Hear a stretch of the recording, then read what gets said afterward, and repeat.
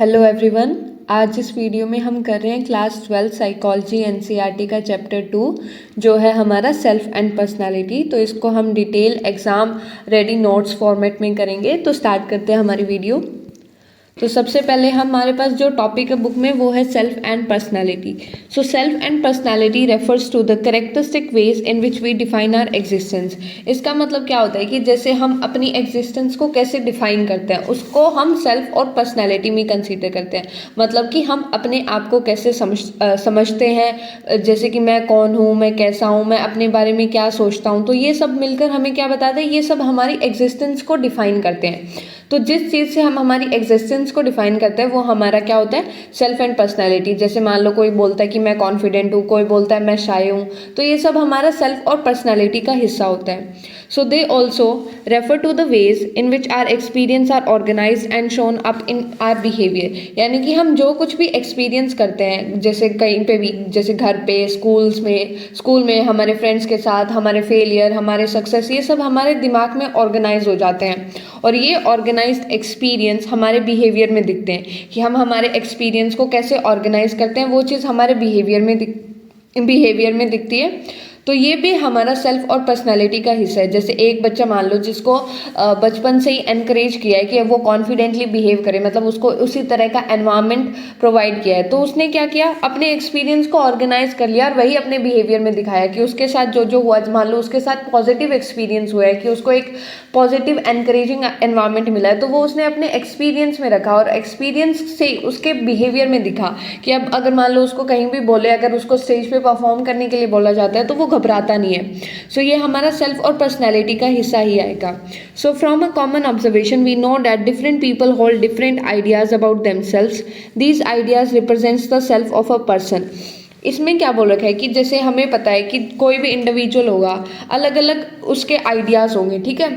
सो और वो आइडियाज़ कैसे रिप्रेजेंट होंगे, वो उसके सेल्फ में रिप्रेजेंट होंगे, ठीक है। अगर हम आसपास हमारे देखें तो हमें पता चलेगा कि हर इंसान अपने बारे में अलग सोच सकता है। कोई ये सोचता है कि मैं इंटेलिजेंट हूँ, कोई ये सोचता है मैं क्रिएटिव हूँ, कोई ये सोचता है मैं स्पोर्ट्स में अच्छा हूँ, कोई सोचता है कि मैं स्टडीज़ में एवरेज हूँ। तो ये सारे क्या, ये हमारे सेल्फ आइडियाज़ है, ठीक है। सो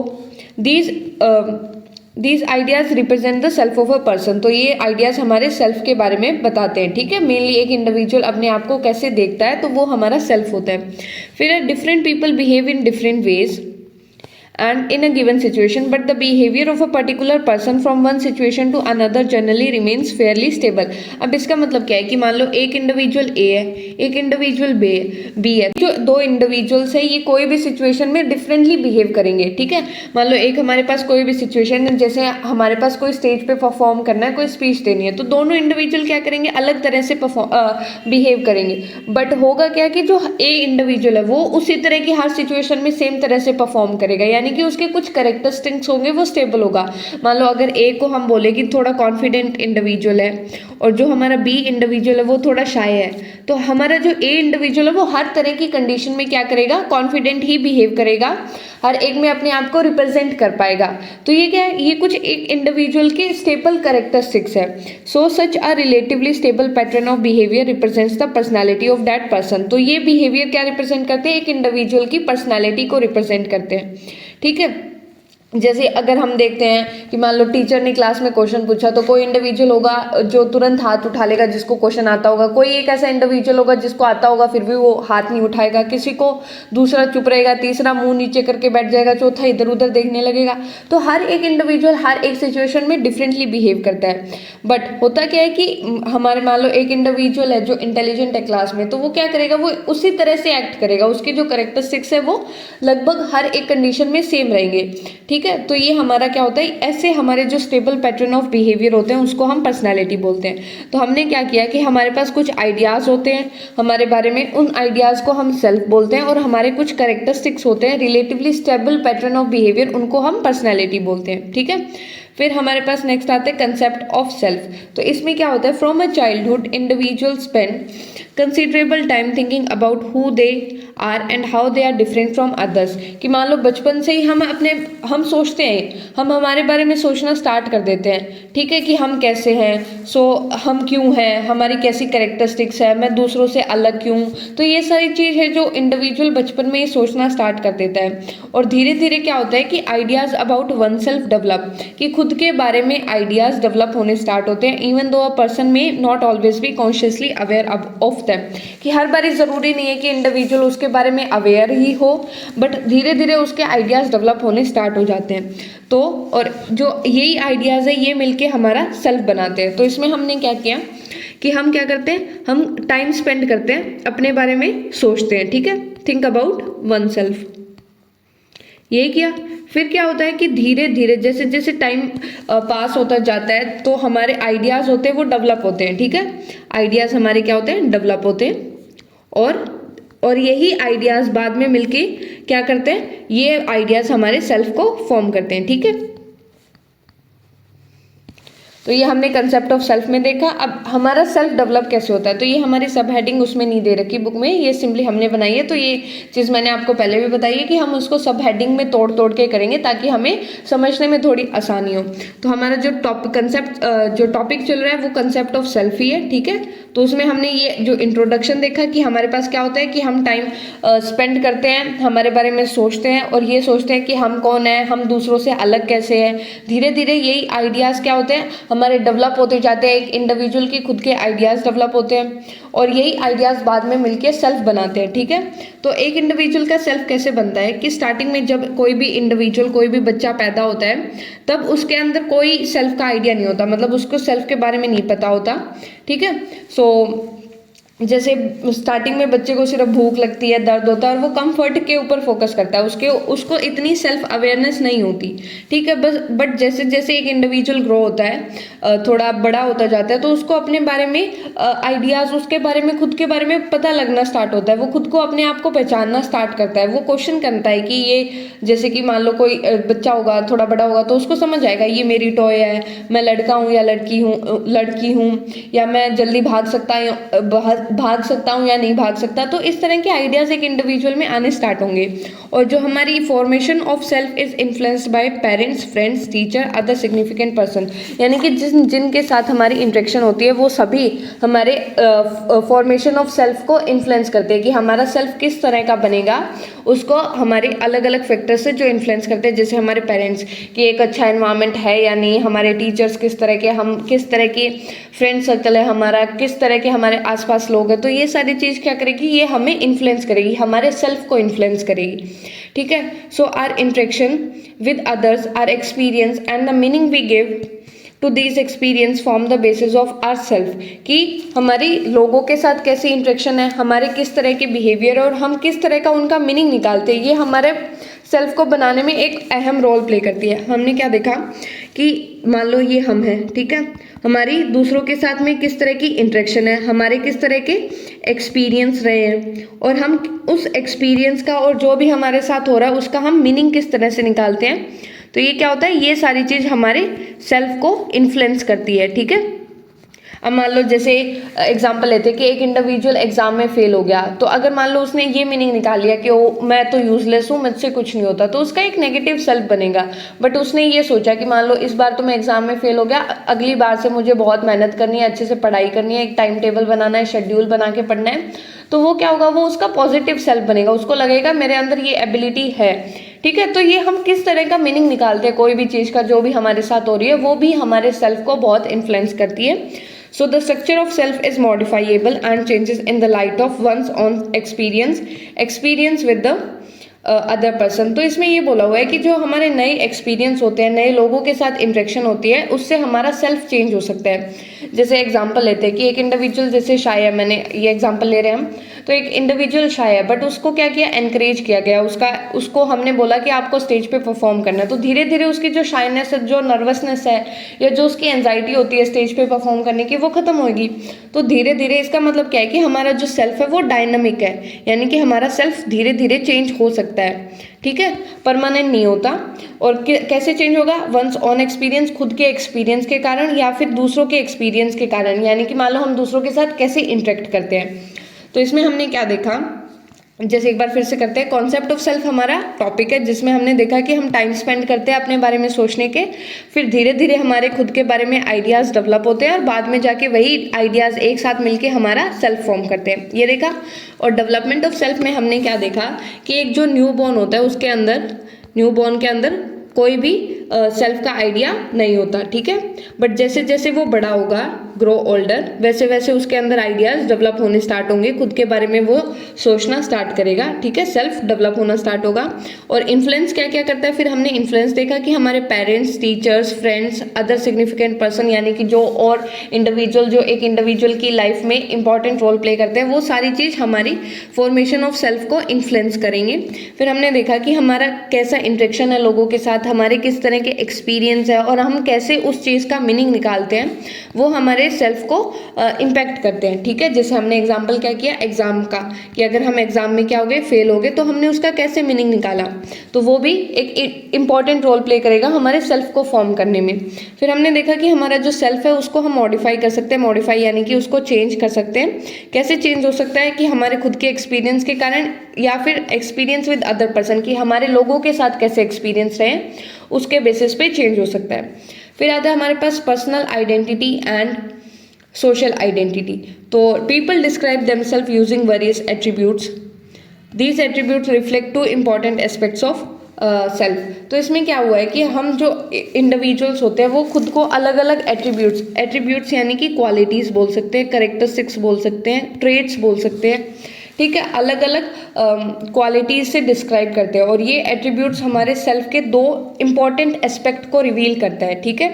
तो इसमें क्या है, इसमें हमारे पास सबसे पहले है पर्सनल आइडेंटिटी और दूसरा है हमारे पास सोशल आइडेंटिटी, ठीक है। तो इसमें हम क्या देख रहे हैं कि हम जो इंडिविजुअल होता है वो खुद को किसी न किसी चीज़ से डिस्क्राइब करता है, मतलब कोई ना कोई क्वालिटीज़ से डिस्क्राइब करेगा, या वो जैसे अपने नाम से डिस्क्राइब करेगा, उसका नेचर कैसा है, उसका किस तरह का बिहेवियर है, कैसे उसमें स्किल्स है, कैसे बिलीव्स है, कौन से ग्रुप को बिलोंग करता है, कौन सी सोसाइटी को बिलोंग करता है, कौन से रिलीजन को बिलोंग करता है, कौन सी कंट्री को बिलोंग करता है। तो ये कुछ एट्रीब्यूट्स हैं जिससे एक इंडिविजुअल खुद को डिस्क्राइब करेगा, और यही एट्रीब्यूट्स, यही क्वालिटीज़ हमारे सेल्फ के दो एस्पेक्ट को दिखाती है, जिसमें हमारा पहला क्या है पर्सनल आइडेंटिटी और दूसरा हमारे पास क्या है सोशल आइडेंटिटी। तो पर्सनल आइडेंटिटी क्या होता है? It refers to those attributes of a person that make her him different from others. तो पर्सनल आइडेंटिटी वो चीज़ें होती है जो एक इंडिविजुअल को दूसरों से अलग बनाती है, ठीक है, अलग करती है। तो ये कैसे पता चलेगा? It is disclosed when a person describe herself himself in terms of name, qualities, potentialities and beliefs. कि एक इंडिविजुअल जैसे अपना नाम बताएगा कि मेरा नाम ये है, उससे पता चलेगा, ठीक है। क्वालिटीज़ बताएगा कि जैसे मैं ऑनेस्ट हूँ, मैं हार्ड वर्किंग हूँ, मैं काइंड हूँ, मैं इमोशनल हूँ, जो भी क्वालिटीज़ होती है एक इंडिविजुअल की और जो भी करेक्टरिस्टिक्स होती है उससे हमें पता चलता है। फिर आता है पोटेंशियलिटीज़ और कैपेबिलिटीज़, यानी कि एक इंडिविजुअल के अंदर क्या क्या टैलेंट है, जैसे वो सिंगर है, वो डांसर है, वो स्पोर्ट्स में अच्छा है, वो पढ़ाई में अच्छा है। तो ये सारी चीज़ क्या है उसकी पोटेंशियलिटीज़ या फिर कैपेबिलिटीज़। फिर आता है बिलीफ, कि एक इंडिविजुअल के कुछ ना कुछ बिलीव्स होते हैं, वो कुछ ना कुछ विचारधाराएं रखता है, जैसे वो मान लो एग्जांपल कि वो गॉड में बिलीव करता है या वो एक पर्टिकुलर आइडियोलॉजी में बिलीव करता है। तो ये सारे क्या होते हैं? ये बिलीव्स होते हैं। तो पर्सनल आइडेंटिटी क्या होती है? कि एक इंडिविजुअल को जो दूसरों से अलग बनाए, वो एट्रीब्यूट्स हमारे पर्सनल आइडेंटिटी में आएंगे। और इसमें क्या क्या इंक्लूड होता है कि जैसे अगर एक इंडिविजुअल अपने नाम से बता रहा है, क्वालिटीज़ बता रहा है, अपनी कैपेबिलिटीज़ बता रहा है, बिलीफ बता रहा है, तो वो सारा कुछ पर्सनल आइडेंटिटी का पार्ट होगा, ठीक है। फिर हमारे पास नेक्स्ट आता है सोशल आइडेंटिटी। तो इसमें क्या होता है? It refers to those aspects of a person that link her him to a social और कल्चरल ग्रुप। कि ऐसी जो एस्पेक्ट्स ऑफ अ पर्सन, मतलब ऐसी क्वालिटीज़ या ऐसी चीज़ें जो एक इंडिविजुअल को उसकी सोसाइटी से या उसके ग्रुप से जोड़ती है, उसको हम सोशल आइडेंटिटी का पार्ट कंसीडर करेंगे। इसमें हम अपने आप को अकेला नहीं बल्कि किसी ग्रुप का मेंबर मानते हैं, ठीक है। किसी न किसी चीज़ से रिलेट करके हम खुद को बताते हैं। जैसे कि इसमें हमें कैसे पता चलेगा? It is derive from membership in social categories, कि हम किसी न किसी सोशल ग्रुप या सोशल कैटेगरी का पार्ट होते हैं। जैसे मान लो रिलीजन, हिंदू, मुस्लिम, क्रिश्चियन, सिख, ईसाई, जो भी है। वो क्या है हमारा, वो सारे हमारे रिलीजन का पार्ट हो गए। हम किसी पर्टिकुलर कास्ट से खुद को डिनोट करते हैं, जैसे कि मैं ब्राह्मण हूँ, मैं जाट हूँ, या फिर मैं अग्रवाल हूँ। ये जो भी हमारी क्या होती है, ये सारी हमारी कास्ट होती है या ट्राइब होती है, वो क्या होती है, वो भी हमारा सोशल आइडेंटिटी का पार्ट होती है, ठीक है।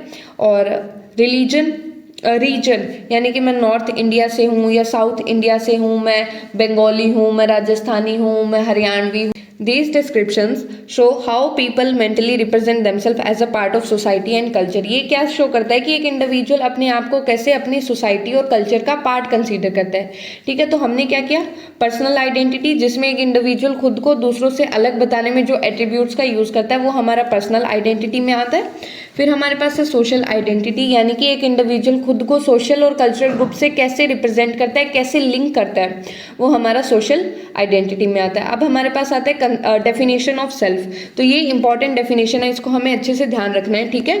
So self refers to totality of an individual's conscious experience, ideas, thoughts, feeling about herself और हिमसेल्फ, ठीक है। तो इसमें क्या होता है कि जितने भी आइडियाज एक इंडिविजुअल के खुद के बारे में होते हैं, चाहे वो एक्सपीरियंस से रिलेटेड, चाहे कोई भी आइडियाज, थॉट्स, फीलिंग्स, सब कुछ मिला के क्या होता है, सब चीज़ की टोटलिटी क्या होती है, वो हमारी सेल्फ कहलाती है, ठीक है। सेल्फ क्या, अब सेल्फ क्या होगा, सेल्फ क्या होगा, सेल्फ मतलब वो सब कुछ जो जिससे हम अपने बारे में सोचते हैं, कैसा महसूस करते हैं, कैसा खुद को समझते हैं, वो सब क्या आएगा, वो हमारा सेल्फ में कंसीडर होगा। तो इसमें हमारे एक्सपीरियंस, थॉट, फीलिंग्स, आइडिया सब कुछ इन्वॉल्व हो सकते हैं। तो हमारे जो सेल्फ का आइडिया है वो हमारे दो लेवल पे हो सकता है, पर्सनल लेवल पे और सोशल लेवल पे। पर्सनल यानी कि मैं अपने आप को कैसे देखता हूँ, और सोशल यानी कि मैं अपने आप को सोसाइटी के कंटेक्स्ट में कैसे देखता हूँ, ठीक है। तो ये हमारे डेफिनेशन ऑफ सेल्फ है। तो सेल्फ की डेफिनेशन क्या होगी, self refers to totality of an individual's conscious experience, ideas, thoughts, feelings about herself and himself, कि एक इंडिविजुअल के अपने बारे में क्या विचार है, वो सारा कुछ क्या होगा, सेल्फ होगा, ठीक है। तो ये हमें ध्यान रखना है। तो एक बार हम रिवाइज करते हैं कि हमने किया क्या अभी। रिवाइज करते हैं। तो हमारा जो सबसे पहले बुक में जो टॉपिक दे रखा है वो है सेल्फ एंड पर्सनालिटी, जो कि काइंड ऑफ इंट्रोडक्शन मान सकते हैं जिसको, सेल्फ एंड पर्सनालिटी। तो इसमें हमने क्या देखा कि सेल्फ और पर्सनालिटी क्या होता है, they are characteristic ways in which we define our existence. So इन दोनों को मिला के क्या होता है, characteristic ways in which we define our existence। और फिर हमने सेल्फ के बारे में देखा। तो इसमें सेल्फ क्या था हमारे पास, self it is different ideas about oneself, कि एक इंडिविजुअल के खुद के बारे में क्या आइडियाज है, ठीक है, different ideas about one self. फिर हमने किया था पर्सनैलिटी, इसमें सिंपली इसकी पूरी डेफिनेशन नहीं, एक सिंपल इंट्रोडक्शन किया था। तो हमारा पर्सनैलिटी क्या था कि एक इंडिविजुअल के स्टेबल पैटर्न ऑफ बिहेवियर को हम पर्सनैलिटी बोलते हैं, ठीक है, स्टेबल पैटर्न ऑफ बिहेवियर। फिर इसके बाद में हमने किया कंसेप्ट ऑफ सेल्फ। तो कंसेप्ट ऑफ सेल्फ,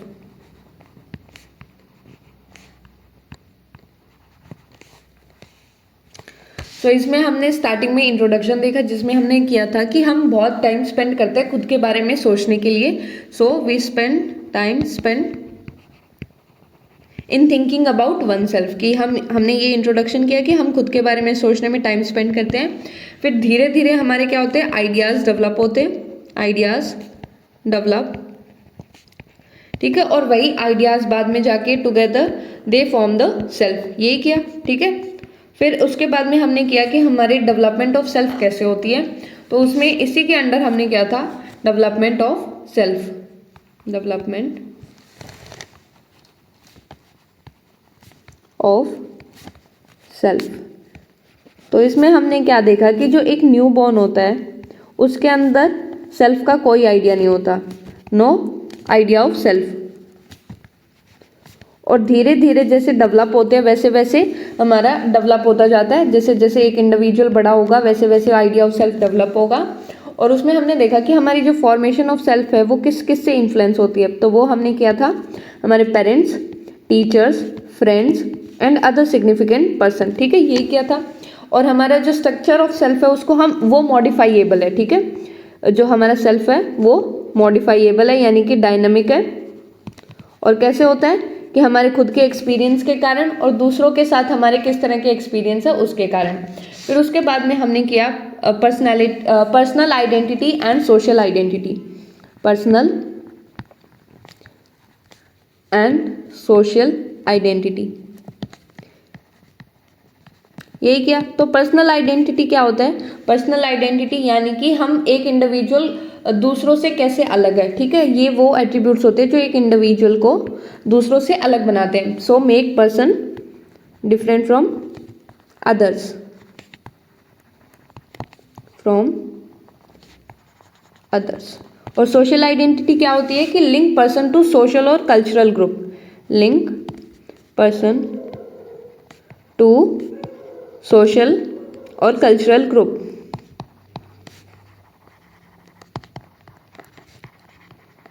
और उसके बाद में हमने सेल्फ की डेफिनेशन की जो बहुत इंपॉर्टेंट है, इसके बाद में हमने सेल्फ की डेफिनेशन की जो बहुत इंपॉर्टेंट है। सो सेल्फ क्या है हमारे पास, it is totality of an individual's conscious experience, of individual's conscious experience, ideas, thoughts and feelings about oneself। तो ये डेफिनेशन हमें ध्यान रखनी है, ठीक है। अब हमारा नेक्स्ट टॉपिक है self as subject and self as object. So individual में describe themselves in two ways, कि जो इंडिविजुअल्स होते हैं वो अपने सेल्फ को दो तरीके से डिस्क्राइब कर सकते हैं। So an entity does something and entity on which something is done. पहला क्या कि जिसके जो कुछ करता है यानी कि जिसके जो खुद कुछ करता है। दूसरा क्या जिसके साथ कुछ होता है। तो ये हम दो तरीके से सेल्फ को समझ सकते हैं, ठीक है, डिस्क्राइब कर सकते हैं। तो हमारे पास डुअल नेचर ऑफ सेल्फ यानी कि हमारे सेल्फ का डुअल नेचर होता है जिसमें हम सेल्फ को एज अ सब्जेक्ट समझते हैं और एज एन ऑब्जेक्ट समझते हैं। So self as a subject में क्या होता है, the self act as a subject और actor, it actively engages in knowing itself. तो इसमें हमारे पास क्या होता है कि जो इंडिविजुअल खुद करता है एज अ एक्टर होता है यानी कि वो खुद काम करता है। तो यहाँ पे हमारा सेल्फ को एज अ सब्जेक्ट कंसीडर करेंगे। तो जैसे कोई इंडिविजुअल बोलता है आई एम अ डांसर, तो यहाँ पे क्या है जो सेल्फ है वो खुद कुछ कर रहा है, वो एक्टर है, ठीक है। तो यहाँ पे आई का मतलब होता है जो काम कर रहा है। सेल्फ यहाँ एक्टर है, काम करने वाला है, सोचने डिसाइड करने वाला है। जैसे एग्जांपल हमने किया I am a dancer, I am studying, मैं मेहनत करता हूँ, I know who I am. तो ये क्या है, ये हमारा सेल्फ एज अ सब्जेक्ट का पार्ट कंसीडर होगा। फिर आता है हमारे पास सेल्फ एज ऑब्जेक्ट। तो इसका मतलब क्या होता है कि जिसके साथ कुछ होता है। जब हम कहते हैं आई ईजिली गेट हर्ट, तो इसमें क्या हो रहा है, यहाँ मैं वो हूँ जिसके साथ कुछ हो रहा है, ठीक है। तो यहाँ पे सेल्फ क्या बन जाता है, एक ऑब्जेक्ट बन जाता है जिसको हम ऑब्जर्व करते हैं। सो अगर मान लो इसका हम लिखें आई ईजिली गेट हर्ट, ये लिखते हैं हम। तो यहाँ पे ये क्या है, ये हमारा सेल्फ एज ऑब्जेक्ट है, ठीक है। तो यहाँ पे हम सेल्फ को ऑब्जर्व कर रहे हैं, इट गेट इफेक्टेड, कि इसके ऊपर किसी चीज़ का इम्पैक्ट पड़ रहा है। यहाँ पे सेल्फ ऑब्जेक्ट बन गया जिसको हम ऑब्जर्व करेंगे, जो कुछ फील करेगा, ठीक है। जैसे एग्जाम्पल मैं जल्दी इमोशनल हो जाता हूँ, यानी कि इस इंडिविजुअल के ऊपर कुछ हो रहा है, तो इसको हम सेल्फ एज एन ऑब्जेक्ट कहेंगे। और so the self has a dual status as a knower, as something that can be known. तो हमारे सेल्फ के दो रूप हो गए या स्वरूप बोल सकते हैं। एज अ नोअर जो खुद कुछ जानता है, और as a something that can be known जिसको जाना जा सकता है। तो हमारे पास सेल्फ के दो नेचर है। तो हमने क्या किया, self as a subject and self as a object. तो इंडिविजुअल दो तरीके से डिस्क्राइब कर सकता है, पहले जिसके ऊपर कुछ होता है, दूसरा जिसके जो खुद कुछ करता है और दूसरा जिसके ऊपर कुछ होता है। सो डुअल नेचर, यहाँ पे सेल्फ एज अ सब्जेक्ट होता है, एक्टर होता है यानी खुद कुछ करता है, और यहाँ पे क्या होता है जिसके साथ कुछ होता है, तो self as a subject and self as an object. फिर आता है काइंड्स ऑफ सेल्फ, कि हमारे पास अलग अलग तरह के सेल्फ है जो हमारी फिजिकल एनवायरनमेंट और सोशियो कल्चरल एनवायरनमेंट से इंटरेक्शन होने के बाद बनते हैं। अब हमारा फिजिकल एनवायरनमेंट जिसमें हम रहते हैं, सोशियो कल्चरल हम एज अ सोसाइटी जिसमें रहते हैं, तो वो एनवायरनमेंट हमारा कल्चर होती है, हमारी प्रैक्टिसेस होती है, हमारी ट्रेडिशंस होते हैं, बिलीव्स होते हैं, वो हमारे इम्पैक्ट करते हैं।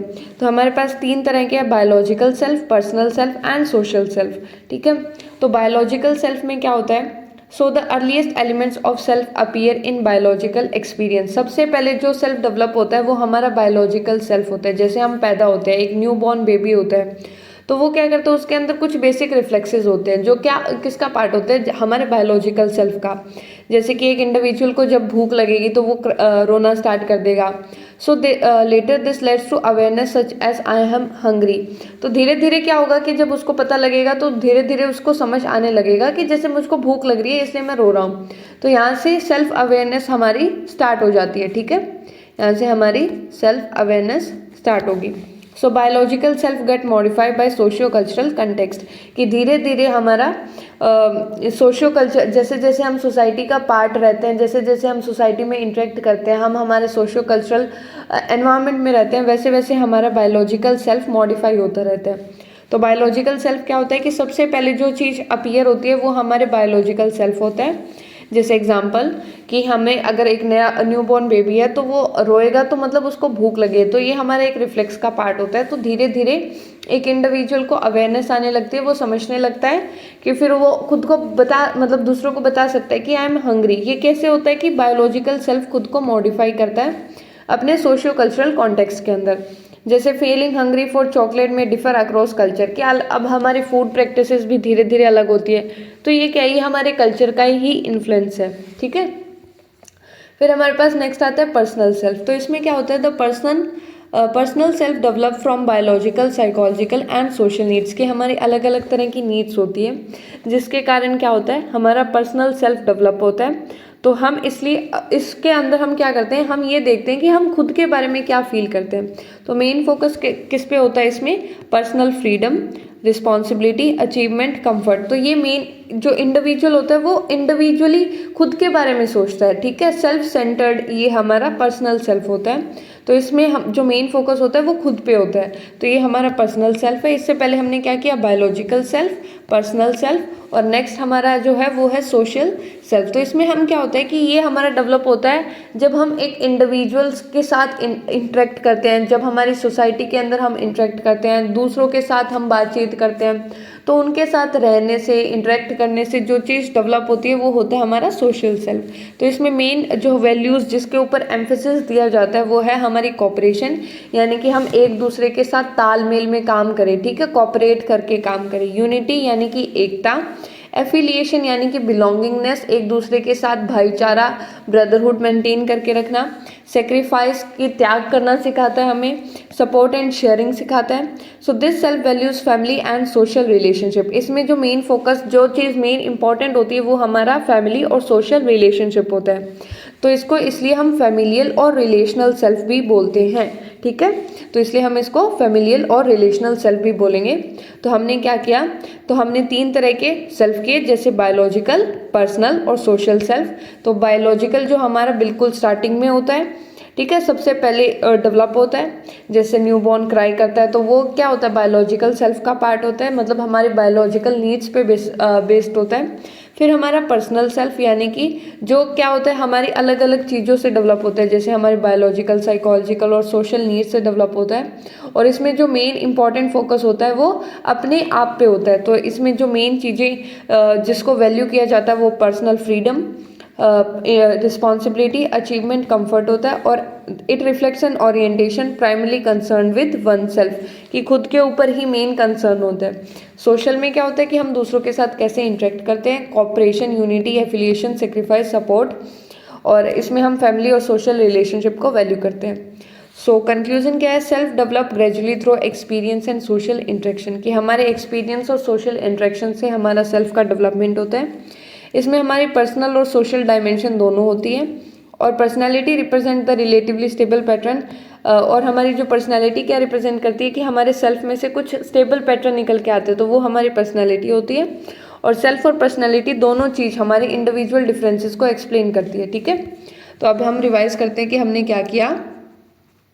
तो हमने क्या देखा, सेल्फ एज अ सब्जेक्ट देखा, self as a subject and self as a object किया हमने, ठीक है। सेल्फ एज एन ऑब्जेक्ट, इसमें क्या होता है, इसके अंदर खुद एक्टर होता है इंडिविजुअल, ठीक है, खुद कुछ करता है। और इसके अंदर क्या होता है कि सेल्फ के ऊपर, मतलब जो इंडिविजुअल होता है उसके ऊपर कुछ किया जाता है, ठीक है। तो इसमें क्या होता है, जिसके ऊपर कुछ होता है, तो ये हमारा सेल्फ एज एन ऑब्जेक्ट होगा। और on which something is done, which something is done, तो ये हमारा सेल्फ एज एन ऑब्जेक्ट होगा। उसके बाद में हमने काइंड्स ऑफ सेल्फ किया, तो उसमें हमने क्या देखा, काइंड्स ऑफ सेल्फ। तो हमने 3 तरह के किए, बायोलॉजिकल, पर्सनल और सोशल।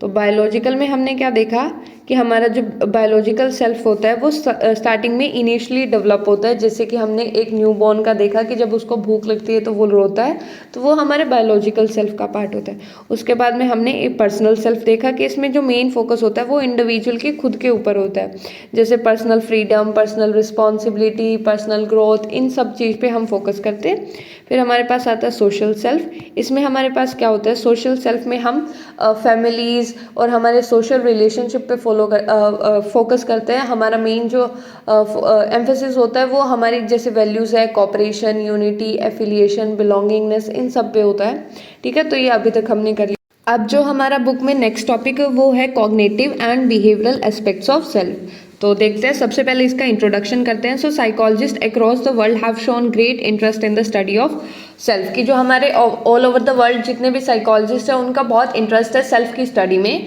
तो वो सेल्फ के बारे में नई नई स्टडीज़ और रिसर्च करते रहते हैं। So research studies have revealed several aspects of behaviour related to self, कि जो अलग अलग जैसे रिसर्च कंडक्ट होती है तो रिसर्च क्या रिवील करती है कि हमारे जो बिहेवियर है उसके अलग अलग जो एस्पेक्ट्स होते हैं वो हमारे सेल्फ से कैसे रिलेटेड होते हैं, ठीक है।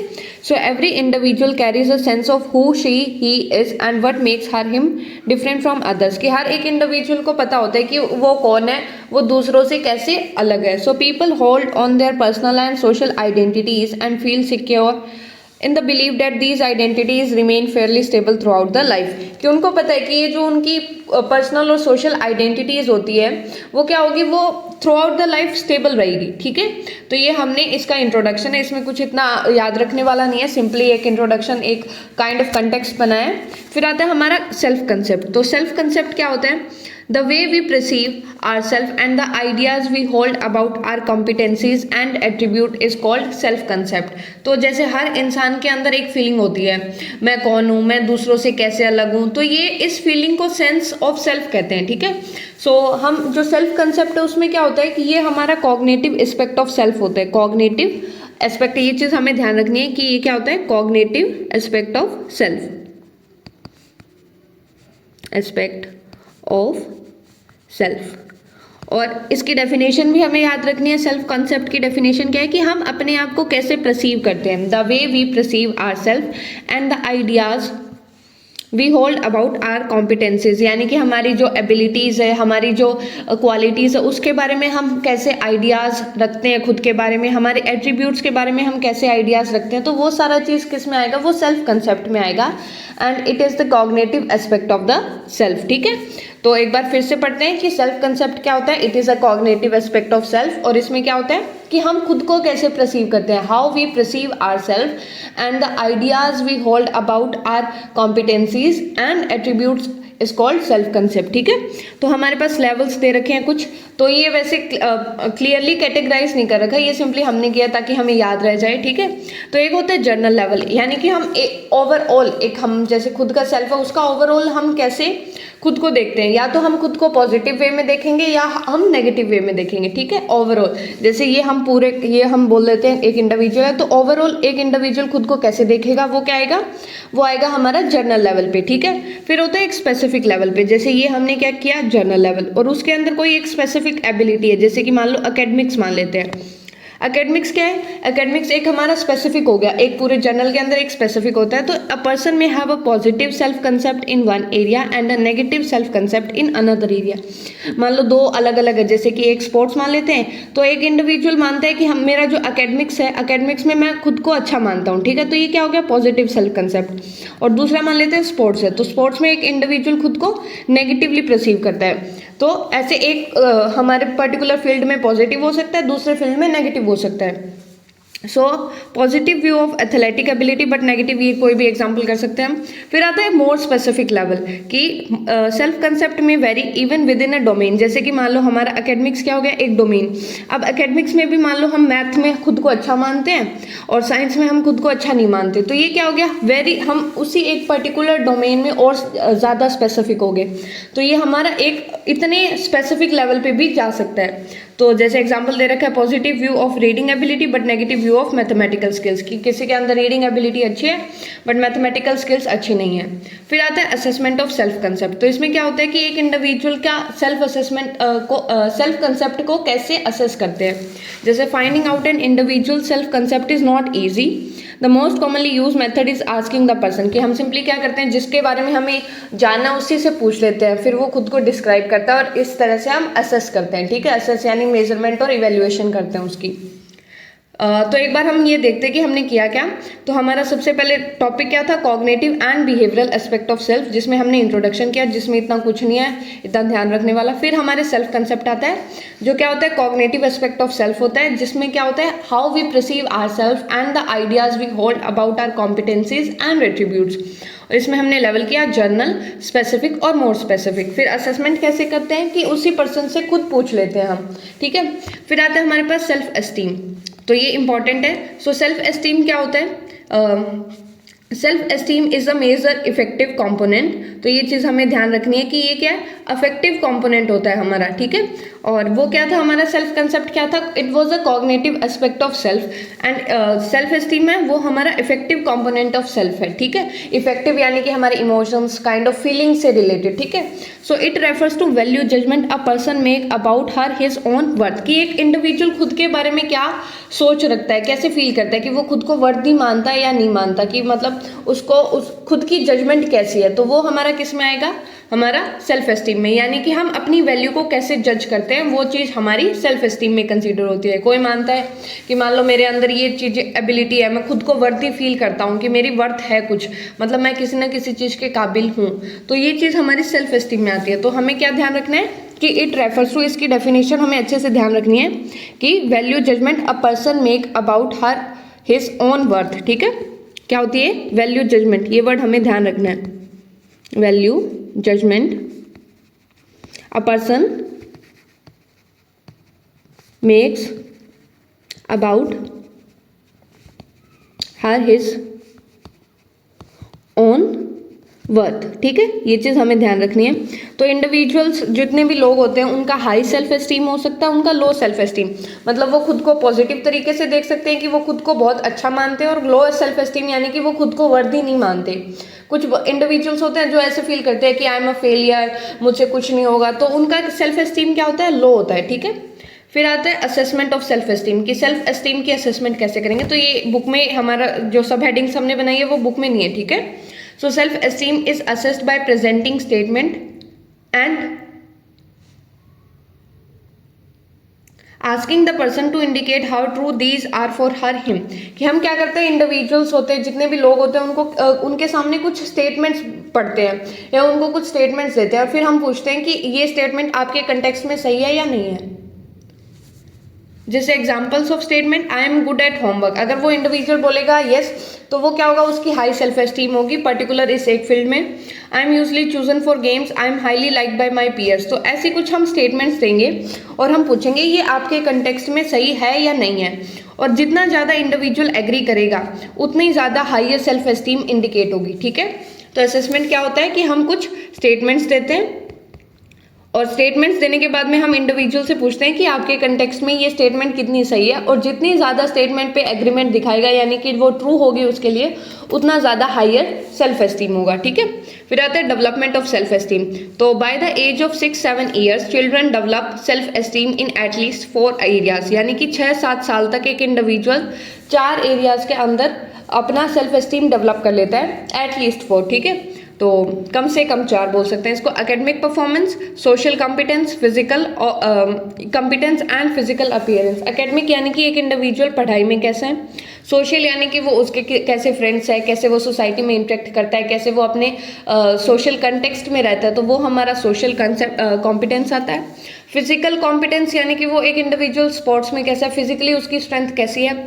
फिजिकल अपीयरेंस यानी कि वो दिखता कैसे है। एंड फिर आता है with increasing age these areas become more refined and integrated, यानी कि जैसे जैसे एक इंडिविजुअल बड़ा होगा वैसे वैसे ये एरियाज, ये जितने भी एरियाज है ये और रिफाइन होते जाएंगे, यानी कि इनके अंदर और क्लैरिटी आती जाएगी। ठीक है, and separate self evaluation combined to form an overall sense of self esteem, कि एक इंडिविजुअल खुद को अलग अलग तरीके से इवेल्युएट करता है और उन सब चीज़ को हम मिला देते हैं तो वो हमें सेल्फ एस्टीम के बारे में बताता है। ठीक है, तो जैसे जैसे बड़ा बच्चा जो बच्चा है वो बड़ा होगा वैसे वैसे ये सारी चीज़ मिलके एक ओवरऑल सेल्फ एस्टीम बन जाती है। ठीक है, तो हमने डेवलपमेंट ऑफ सेल्फ एस्टीम में क्या किया कि 6-7 साल तक एटलीस्ट 4 एरियाज के अंदर उनकी सेल्फ एस्टीम डेवलप होनी स्टार्ट होती है। Academics, social competence, physical and physical appearance. ठीक है, और जैसे जैसे बच्चा बड़ा होगा वैसे वैसे जो ये एरियाज है और ज़्यादा रिफाइन होते जाएंगे।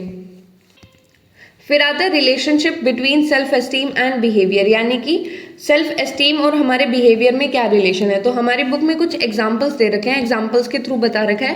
पहला है हाई एकेडमिक सेल्फ एस्टीम, यानी कि एक इंडिविजुअल खुद को एकेडमिक्स में अच्छा मानता है, अच्छी उसकी जजमेंट है, वो खुद को वर्दी मानता है उस फील्ड में, तो क्या होगी उसकी स्कूल परफॉर्मेंस बहुत अच्छी होगी।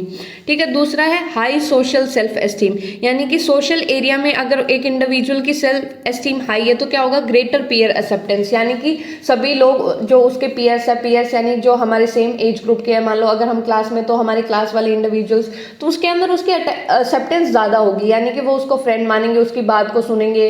ठीक है, तो ये चीज़ होती है। अगर लो सेल्फ एस्टीम होता है in all areas is associated with anxiety, depression, anti social behaviour, कि एक इंडिविजुअल की अगर लो सेल्फ एस्टीम होगी तो उसके अंदर एंजाइटी, डिप्रेशन और एंटी सोशल बिहेवियर होने के चांसेस बहुत ज़्यादा होते हैं। तो ये चीज़ हमें ध्यान रखनी है। हमने क्या किया, relationship between self esteem and behaviour. ठीक है, और इससे पहले हमने क्या देखा था कि डेवलपमेंट कैसे होती है। उससे पहले हमने असेसमेंट की और सेल्फ एस्टीम की डेफिनेशन की। डेफिनेशन क्या है, value judgement a person make about her his own worth. ठीक है, अब आता है हमारे पास रोल ऑफ पेरेंटिंग। पेरेंटिंग यानी कि जो पेरेंट्स है वो अपने बच्चों को किस तरह से पालते हैं, तो उसका क्या रोल है। अगर वार्म एंड पॉजिटिव पेरेंटिंग होगी, यानी कि एक अच्छा एनवायरनमेंट मिलेगा एक इंडिविजुअल को, एक प्यार भरा, सपोर्टिव और एनकरेजिंग एनवायरनमेंट मिलेगा, तो उसकी सेल्फ एस्टीम होगी वो क्या होगी, वो हाई होगी। ठीक है, और अगर एक चिल्ड्रन एक्सेप्टेड फील करेगा, यानी कि उसको मतलब कंडीशंस नहीं लगाई जाती, उसको इतना रेस्ट्रिक्ट नहीं किया जाता, तो एक इंडिविजुअल खुद को वर्दी समझेगा। ठीक है, एक्सेप्टेड फील करेगा तो वो खुद को वर्दी समझेगा और अल्टीमेटली उसकी सेल्फ एस्टीम वो हाई होगी। और ओवर कंट्रोलिंग पेरेंट्स होते हैं, यानी कि जो पेरेंट्स अपने बच्चों के डिसीजन खुद लेते हैं, उनको इतनी फ्रीडम नहीं देते, उनको एनकरेज नहीं करते, तो क्या होगी उनके अंदर लो सेल्फ एस्टीम होगी। तो ये रोल ऑफ पेरेंटिंग है। ठीक है, तो एक बार हम रिवाइज करते हैं कि अभी तक हमने क्या किया। रिवाइज, तो हमारा जो कंसेप्ट टॉपिक है ओवरऑल वो है cognitive and behavioural aspect of self. तो हमारा टॉपिक है कॉग्निटिव एंड बिहेवियरल एस्पेक्ट, यही है। तो इसमें हमारे पास क्या आता है, इसमें सबसे पहले तो हमने इंट्रोडक्शन देखा जिसमें इतना कुछ नहीं था, फिर हमने सेल्फ कंसेप्ट किया। ठीक है, सेल्फ कंसेप्ट क्या था हमारा, cognitive aspect of self, cognitive aspect है ये, कॉग्निटिव एस्पेक्ट। और इसकी हमने डेफिनेशन क्या की थी कि ways we perceive our self. ठीक है, the ways we perceive our self,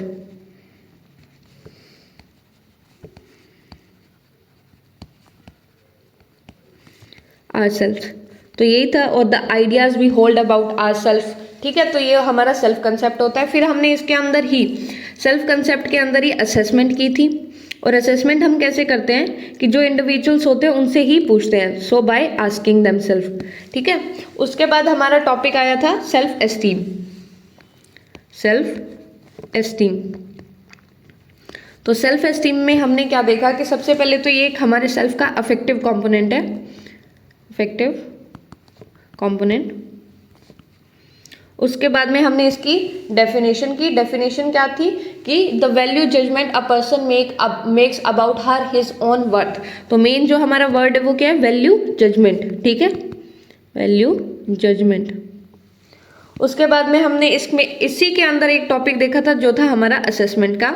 assessment हम क्या करते हैं कि कुछ हम स्टेटमेंट्स प्रेजेंट करते हैं। ठीक है, स्टेटमेंट्स दी जाती है और उसमें हम क्या करते हैं, एक इंडिविजुअल से पूछते हैं कि वो आपके लिए सही है या नहीं, और जितना ज़्यादा एग्रीमेंट होगा उतनी ज़्यादा एक इंडिविजुअल की सेल्फ एस्टीम होगी। तो सेल्फ एस्टीम हमारी हाई भी हो सकती है, लो भी हो सकती है। उसके बाद में हमने किया डेवलपमेंट, कि सेल्फ एस्टीम कैसे डेवलप होता है। तो डेवलपमेंट में हमने देखा कि by the age of 6 to 7 years, यानी कि 6-7 साल के बच्चे के अंदर एटलीस्ट 4 एरिया के अंदर सेल्फ एस्टीम डेवलप होनी स्टार्ट होती है।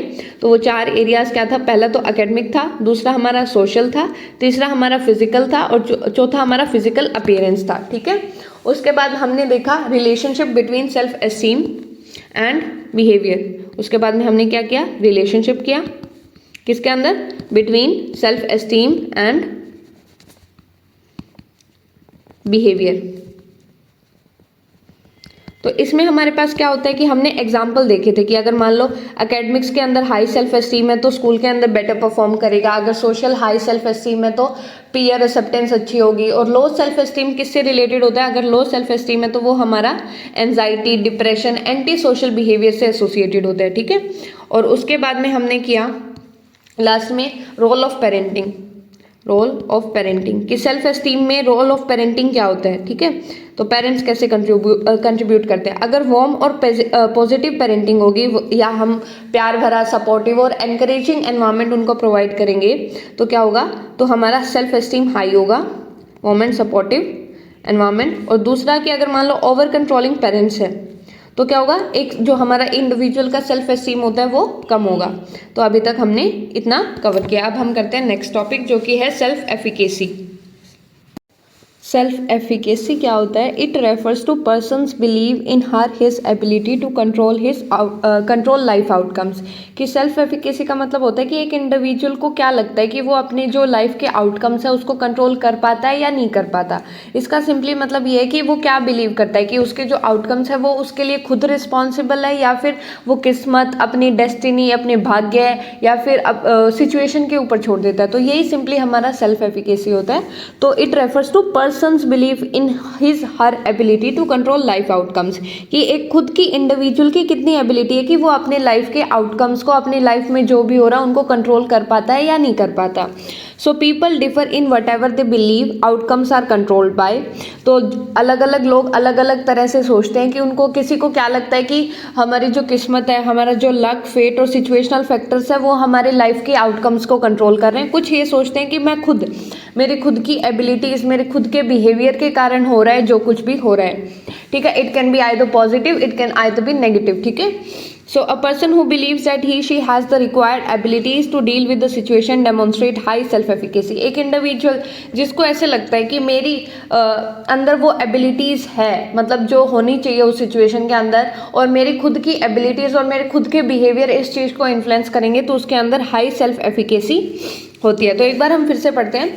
सेल्फ एफिकेसी सिंपली मतलब होता है कि एक इंडिविजुअल को क्या लगता है कि वो खुद अपने लाइफ के आउटकम्स को कंट्रोल कर रहा है या फिर वो किस्मत या फिर अपने लक और अपने फेट के ऊपर सब कुछ छोड़ देता है। इसमें क्या होता है कि एक इंडिविजुअल जो ये सोचता है कि उसके अंदर रिक्वायर्ड एबिलिटीज़ है एक सिचुएशन से डील करने के लिए, तो उसके अंदर हाई सेल्फ एफिकेसी होगी। ठीक है, फिर आता है थ्योरेटिकल बेसिस। तो इसमें एक चीज़ ध्यान रखनी है कि ये जो कंसेप्ट है वो बेंड्यूरा सोशल लर्निंग थ्योरी से निकल के आया है। ठीक है, so Bandura showed that behaviour is learn through observation and imitation. Observation यानी कि दूसरों को देख के, ऑब्जर्व करके, इमिटेशन यानी बिल्कुल सेम टू सेम कॉपी करके हमारा बिहेवियर, हम बिहेवियर को सीखते हैं। तो थ्योरेटिकल बेसिस में एक चीज़ जो हमें ध्यान रखनी है कि अगर कोई पूछे कि सेल्फ एफिकेसी का थ्योरेटिकल बेसिस क्या है, तो वो हमारा आएगा Bandura social learning theory, Bandura's social learning theory, ठीक है।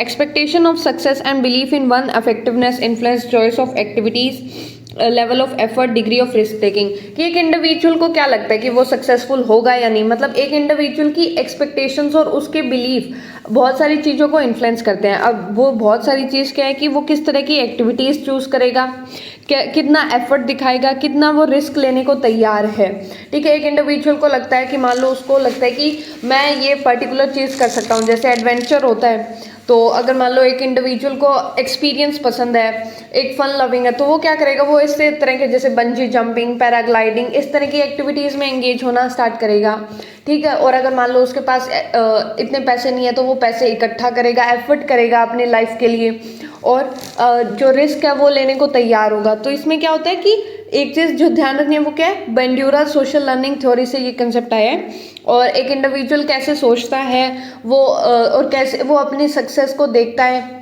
तो वो अलग अलग चीज़ों को इन्फ्लुएंस करेगी, ठीक है। फिर आता है इंपॉर्टेंस ऑफ सेल्फ एफिकेसी। तो इंपॉर्टेंस क्या है कि a strong sense of self efficacy enable individual to select and influence situation.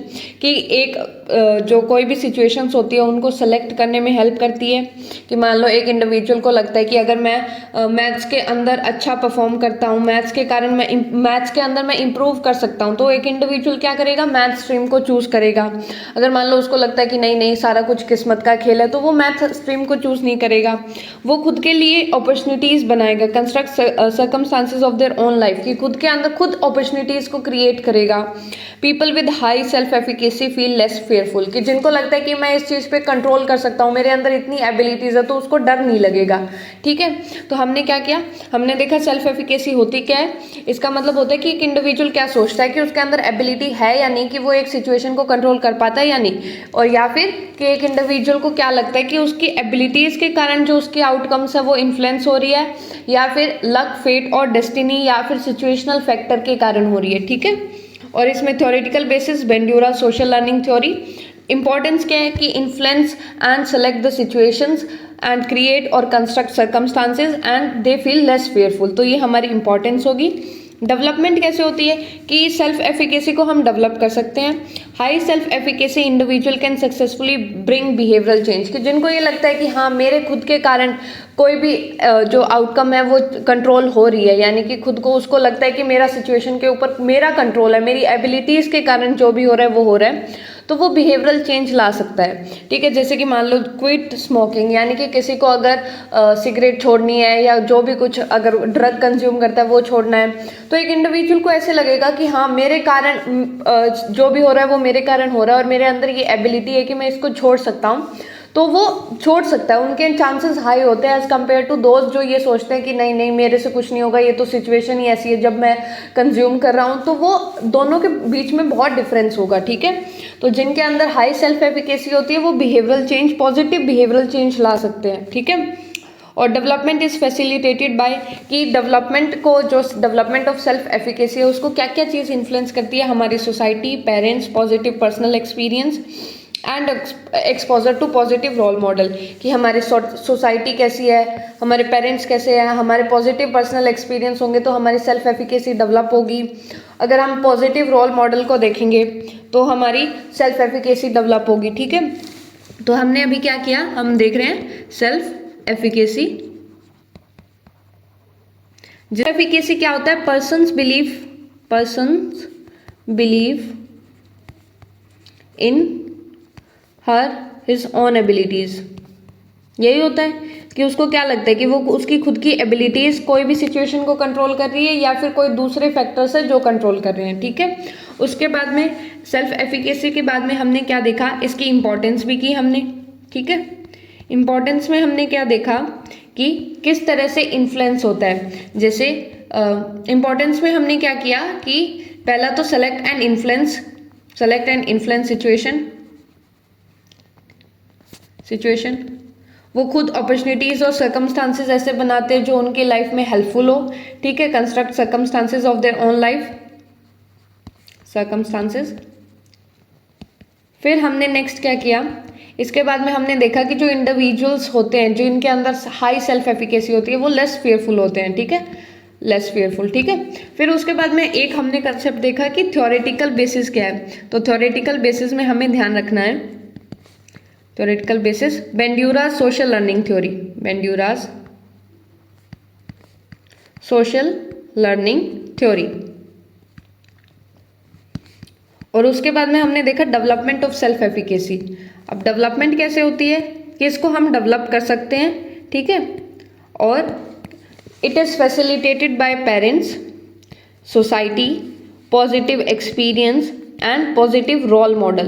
तो इन सब चीज़ से क्या होती है, हमारी पॉजिटिव और हाई सेल्फ एफिकेसी डेवलप हो सकती है, ठीक है। तो अब हमारे पास नेक्स्ट जो टॉपिक है वो है self regulation. So it refers to the ability to organize, monitor and controls one one's behaviour, की एक इंडिविजुअल की एबिलिटी जिससे वो क्या करता है, वो अपने खुद के बिहेवियर को ऑर्गेनाइज, मॉनिटर और कंट्रोल कर सकता है, ठीक है। सेल्फ रेगुलेट करना समझते हैं ना, कि खुद के बिहेवियर को रेगुलेट करना। So individual who can modify their behaviour according to situational demands are high on self monitoring, कि जो सिचुएशन के अकॉर्डिंग अपने बिहेवियर को चेंज कर सकते हैं वो they are high on self monitoring, कि उनको पता है, वो खुद के बिहेवियर को मॉनिटर कर पाते हैं, उनको पता होता है कि इस सिचुएशन में हमें इस तरह से बिहेव करना है, इस तरह से हमें कंट्रोल करना है, इस तरह से अपने बिहेवियर को ऑर्गेनाइज करना है, कैसे शो करना है, ठीक है। तो वो सेल्फ रेगुलेशन का पार्ट होता है। So self control and will power, तो ये इसी के अंदर हमारा जो मेन हेडिंग है वो सेल्फ रेगुलेशन है, उसके अंदर ही सब कुछ है ये जो हमने सब हेडिंग बनाई है।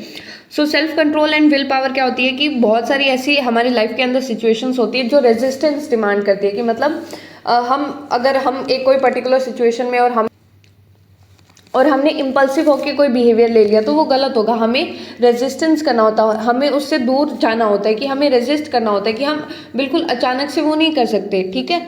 So the capacity is commonly refer to as will power, उसको हम विल पावर कहते हैं। So human can delay and defer and control the satisfaction of their needs, कि मान लो कि हमने पार्क में एक बच्चे को देखा आइसक्रीम खाते हुए, तो हमारा मन किया आइसक्रीम खाने का, तो हमने क्या किया, उससे चोरी करके खा ली। तो हम ऐसा नहीं करना चाहिए, हमें खुद के ऊपर सेल्फ कंट्रोल करना चाहिए। अब मान लो हमारा मूवी देखने का मन कर रहा है बट कल हमारा एग्जाम है, तो हमें क्या करना होगा, कंट्रोल करना सीखना पड़ेगा, हमें रेजिस्ट करना पड़ेगा खुद को, कि हम ये नहीं कर सकते, कि हम ये नहीं कर सकते, हमको रेजिस्ट करना ही होगा, क्योंकि हम देख रहे हैं कि हमारी किस तरह की सिचुएशनल डिमांड से कल हमारा एग्जाम है, तो आज हम मूवी नहीं देख सकते, हमारा जो मेन बिहेवियर होना चाहिए वो स्टडी करना होना चाहिए, ठीक है। So learning to delay gratification is called self control. तो सेल्फ कंट्रोल की डेफिनेशन क्या होती है, लर्निंग टू डिले ग्रेटिफिकेशन, यानी कि जिस चीज़ से हमें इंस्टेंट वो प्लेजर मिलता है उसको हमें डिले करना सीखना चाहिए, ठीक है। अब मूवी देखने से हमें प्लेजर मिलेगा, ग्रेटिफिकेशन मिलेगी, है ना, पर हमें क्या करना होगा, उसको सीखना होगा कि हम उसको कैसे डिले करें, हम कैसे उसको ना करें, क्योंकि अभी जो पर्टिकुलरली हमारी सिचुएशन की डिमांड है उसको हमें देखना होगा। सो इसी चीज़ को हम सेल्फ कंट्रोल बोलते हैं। So self control is essential for achieving long term goals, कि सेल्फ कंट्रोल होना बहुत ज़रूरी है। मान लो जो इंडिविजुअल्स बिंज वॉचिंग करते हैं, स्क्रॉलिंग करते रहते हैं, वो क्या होता है, उनके ऊपर सेल्फ कंट्रोल नहीं होता। तो सेल्फ कंट्रोल होना बहुत ज़रूरी है to achieve long term goals, ठीक है, लॉन्ग टर्म गोल्स को अचीव करने के लिए। तो ये हमने किया self control and will power. तो हमारा हेडिंग क्या है, सेल्फ रेगुलेशन, यानी कि ability to monitor, organise and control one's behaviour, और हम सिचुएशनल डिमांड्स के अकॉर्डिंग चेंज करते हैं। सेल्फ कंट्रोल और विल पावर हमने क्या देखा कि हमें हमारी कुछ ऐसी डिमांड्स होती है जो रेजिस्टेंस डिमांड करती है, और अगर हम रेजिस्ट कर पाते हैं तो वो हमारी विल पावर को शो करता है। और लर्निंग टू डिले ग्रेटिफिकेशन को हम सेल्फ कंट्रोल बोलते हैं, ठीक है। सो cultural practice supporting self control, कि हमारे कल्चर में, हमारे ट्रेडिशन में कुछ ऐसी प्रैक्टिसेस है जो सेल्फ कंट्रोल को सपोर्ट करती है, प्रमोट करती है।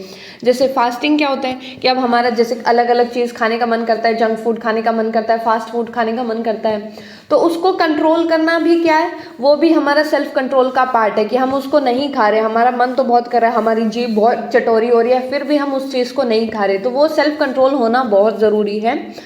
और जैसे हमारे पास फास्टिंग होती है कि व्रत रखना, रोज़ा रखना, ये किसका पार्ट है, ये सेल्फ कंट्रोल का है, कि हम पूरे दिन हमारे सामने चाहे कुछ भी आ जाए हम खुद के ऊपर कंट्रोल करेंगे, अपनी जितनी भी इंद्रियां हैं उनके ऊपर कंट्रोल करना सीखेंगे। तो हमारा ट्रेडिशन भी हमें इस तरह की चीज़ें सिखाता है। और जो non attachment to worldly object जो बोलते हैं ना, मोह माया से दूर रहो, ये भी क्या है, ये भी हमारा ट्रेडिशन, हमारे कल्चर का पार्ट है जो हमें सेल्फ कंट्रोल करना सिखाती है, ठीक है।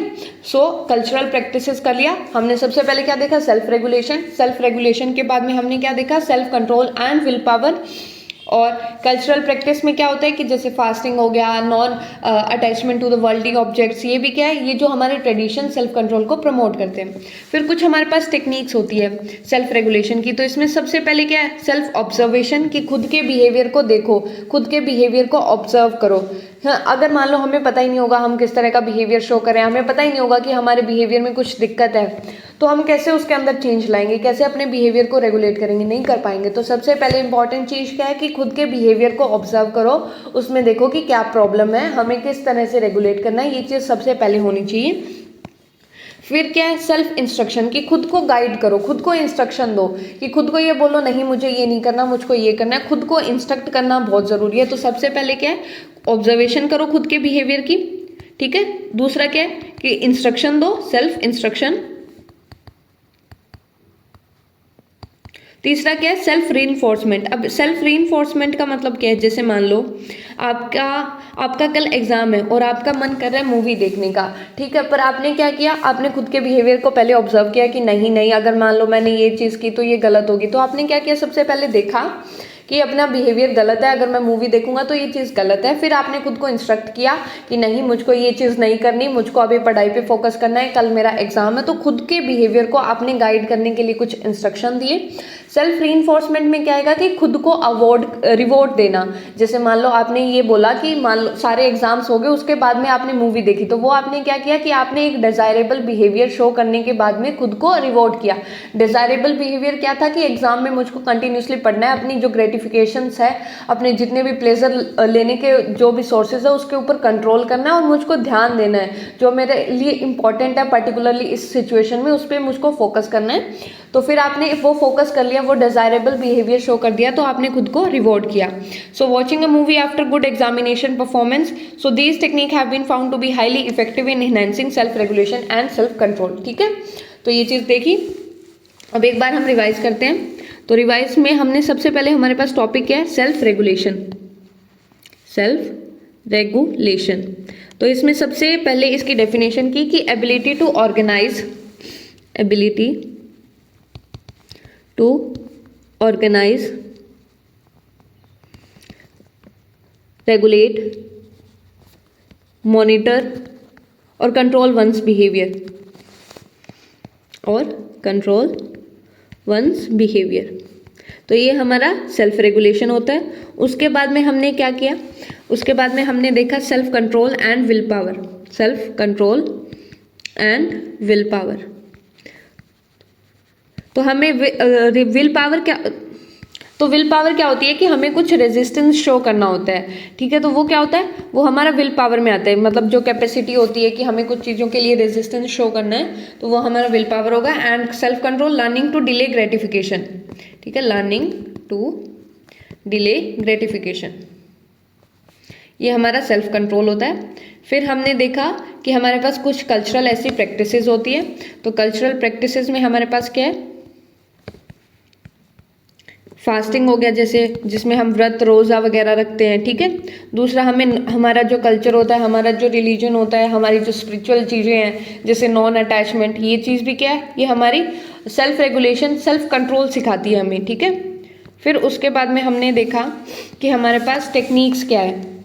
तो टेक्निक्स में हमने क्या किया, सबसे पहले हमें सेल्फ ऑब्जर्वेशन करनी होती है। पहला क्या है, सेल्फ ऑब्जर्वेशन। दूसरा हमारे पास क्या था कि खुद को इंस्ट्रक्शन देना है, to guide our own behaviour, self instruction. तीसरा हमने क्या देखा, तीसरा हमने किया सेल्फ रीइंफोर्समेंट। तो ये हमारा होता है कवर सेल्फ रेगुलेशन, ठीक है। यानी कि सेल्फ रीइंफोर्समेंट का मतलब क्या होता है कि हमें खुद को रिवॉर्ड देना after showing a desirable behaviour. अब हमारे पास जो नेक्स्ट टॉपिक है वो है culture and self. So relationship between culture and self, several aspects of self are influenced by culture in which a person live. कि हमारे जैसे कल्चर होता है तो वो कल्चर हमारे ऊपर इम्पैक्ट डालता है। जैसे हम देख सकते हैं कि हमारा इंडिया के अंदर इतने डिफरेंट तरह के कल्चर है, तो इंडिया के अंदर भी लोग अलग अलग तरह से बिहेव करते हैं। तो ये क्या है, ये हमारे कल्चर और सेल्फ के बीच में एक रिलेशनशिप होता है। तो हमारे बुक में इंडियन और वेस्टर्न व्यूज़ के बारे में बता रखा है कि जो इंडिया में लोग रहते हैं उनका किस तरह का सेल्फ होता है, और जो वेस्टर्न कंट्रीज़ में रहते हैं उनका किस तरह का सेल्फ होता है, और उन दोनों के बीच में क्या डिफरेंस होता है। सो पहला हमारे पास एक हम सब हेडिंग बना सकते हैं जैसे boundary between self and other, कि हम हमारे और दूसरों के बीच में कोई बाउंड्री है या नहीं है। सो वेस्टर्न व्यू में क्या होता है कि एक क्लियर बाउंड्री होती है सेल्फ एंड अदर, ठीक है। और जैसे वेस्टर्न कंट्रीज होती है तो वहाँ पे खुद के ऊपर ज़्यादा फोकस किया जाता है, दूसरों के ऊपर इतना ध्यान नहीं दिया जाता। वहाँ पे तो ऐसे होता है कि एक सर्टेन टाइम के बाद में एक बच्चा जब एक एज अटेन कर लेता है तो उसके बाद में उसको अब खुद कमाने के लिए भेज देते हैं और वो पेरेंट्स बच्चों से अलग रहने लगते हैं। तो सेल्फ और अदर्स के बीच में एक क्लियर बाउंड्री होती है। बट इंडिया में क्या होता है कि boundary between self and other is flexible and shifting, the self में एक्सपेंड टू इंक्लूड अदर और इवन द कॉस्मोस। तो इसमें क्या होता है कि हमारे जो सेल्फ और अदर्स है वो बाउंड्री फ्लेक्सिबल होती है, यानी कभी तो हम क्या करते हैं सबको साथ लेके चलते हैं, कभी हम खुद के ऊपर मेन फोकस करते हैं। फिर आता है डाइकोटमीज। डाइकोटमीज का मतलब होता है एक डिवीजन होना, ठीक है। सो वेस्टर्न कल्चर में क्या होता है कि जो सेल्फ और अदर है उनके बीच में क्लियर डिवीजन होती है कि ये मैं हूँ, ये आप, मैन और नेचर, सब्जेक्टिव एंड ऑब्जेक्टिव, हर चीज़ के बीच में क्लियर डिस्टिंक्शन होती है। बट इंडियन कल्चर के अंदर ऐसी कोई डिवीज़न नहीं होती। हम एक होलिस्टिक पर्सपेक्टिव में सारी चीज़ों को देखते हैं, एक ओवरऑल होल पर्सपेक्टिव में देखते हैं, ठीक है। और सेल्फ एंड ग्रुप रिलेशनशिप, तो वेस्टर्न कल्चर में क्या होता है कि सेल्फ और ग्रुप अलग अलग एंटिटीज़ की तरह एग्जिस्ट करते हैं, इंडिविजुअलिटी मेंटेन की जाती है, वहाँ पे इंडिविजुअल पे मेन फोकस होता है।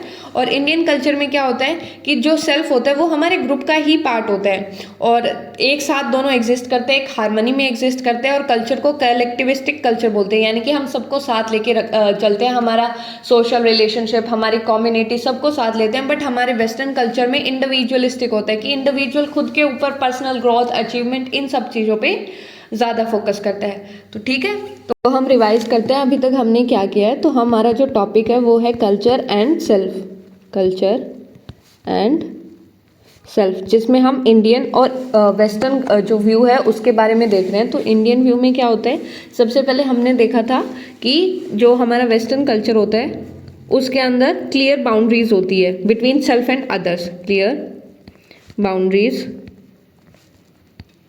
बिटवीन सेल्फ एंड अदर्स, या फिर इसको हम ऐसे बोल सकते हैं फिक्स्ड बाउंड्रीज, ठीक है। क्लियर की जगह हमें फिक्स्ड यूज़ करना चाहिए, fixed boundaries between self and others.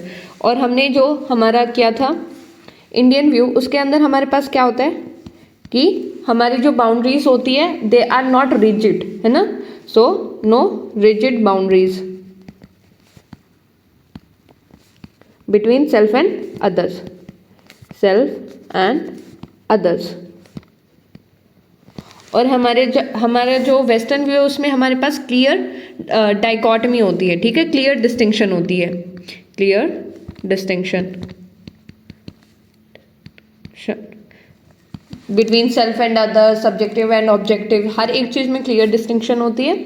और हमारे पास इसके अंदर क्लियर डाइकोटमीज नहीं होती, ठीक है, डाइकोटमीज इसमें नहीं होती। तो ये हमने देखा। और जो हमारा वेस्टर्न व्यू है उसके अंदर हमारा इंडिविजुअलिस्टिक कल्चर होता है, इंडिविजुअलिस्टिक, और इसमें हमारे पास कलेक्टिविस्टिक होता है, ठीक है, कलेक्टिविस्टिक। तो ये अभी तक हमने किया। तो दिस वाज ऑल। इस वीडियो में हम इतना ही करेंगे, बाकी हम चैप्टर हमारा नेक्स्ट पार्ट में कवर करेंगे। सो अगर आपको ये वीडियो हेल्पफुल लगे तो please like, share and subscribe to my channel and thank you for watching it.